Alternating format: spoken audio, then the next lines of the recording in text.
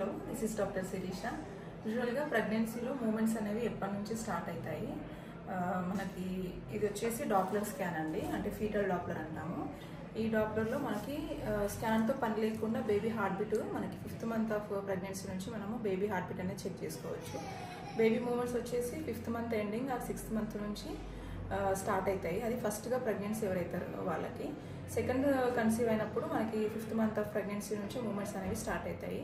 Foetal డాప్లర్లో మనము baby heart beat ఎలా చూస్తామో చూపిస్తాను.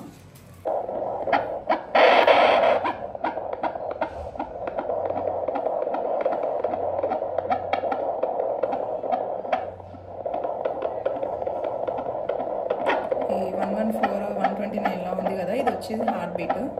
మనకి బేబీ హార్ట్ బీట్ వచ్చేసి 110 నుంచి 160 వరకు నార్మల్ అండి. ఈ రేంజ్లో ఎంత వచ్చినా కూడా పర్వాలేదు, నార్మలే.